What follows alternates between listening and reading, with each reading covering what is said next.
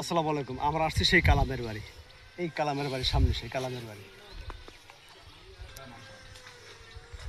সেই কালামের ঘর আমাদের, এই সেই কালামের ঘর। আমরা আসছি কালামের ঘরে, কালামের দেখতে আসছি। কালাম ভাই কথা বলতে পারেন আপনি? তা কালাম ভাই আস্তে আস্তে কথা বলতে পারেন। মানে একদম নিঃস্ব অসহায়, যার কোনো কিছু নাই, এর বাপ নাই, মা নাই, বাপ নাই, এ খুবই অসহায় এতিম।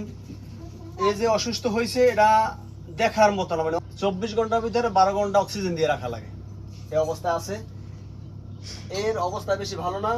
এই রিপোর্ট আছে ডাক্তারি, বরিশাল দেখাইছে, ডাক্তারি রিপোর্টগুলো অনেক আছে, অনেকগুলো কাগজপাতি আছে এখানে। এই যে টাকার অভাবে চিকিৎসা চলে না। এখন আমরা আসছি কালামবাড়ি দেখতে।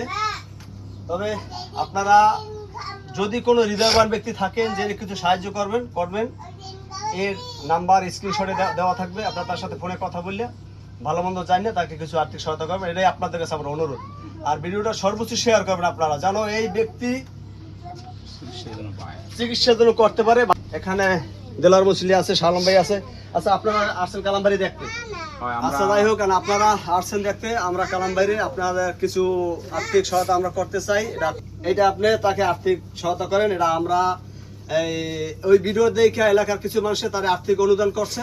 এখন এই 10,000 টাকা তারে আমরা দিতে আছি। আগে দিছি 2,000 টাকা, এখন দিছি 8,000 টাকা। এই 10,000 টাকা আমরা তাকে দেলার মুসলি তাকে মানে আর্থিক চিকিৎসার জন্য আর কি আমরা দিছি। তা আপনি একটু টাকাটা দেন তার হাতে। আপনারা এই যে যা পারেন আর্থিক সহায়তা করবেন। আমরা এখানে তাকে কিছু টাকা অনুদান করছি, আর আপনারাও তার চিকিৎসার জন্য কিছু টাকা দেবেন। প্রিয় দেশবাসী, এটাই আপনাদের কাছে আমার বিশেষ অনুরোধ। কেন কিছু নাই, অসহায়, এর মতো অসহায় আর এই দেশে কেউ নাই। এই অবস্থা আর থাকে যে ঘরে আসলে থাকার মতো পরিস্থিতি, ঘরে সব ভাঙ্গা চুরা, ঘর ধোয়ার নাই। আপনারা তাকে যদি কেউ আর্থিক সহায়তা করেন, তার নাম্বার স্ক্রিনশটে দেওয়া থাকবে, বিকাশ এবং নগদ নাম্বার। তার সাথে কথা বলবেন, তাকে আর্থিক সহায়তা করবেন। এর অনেক টাকা দরকার, এখন চিকিৎসা অনেক টাকা দরকার।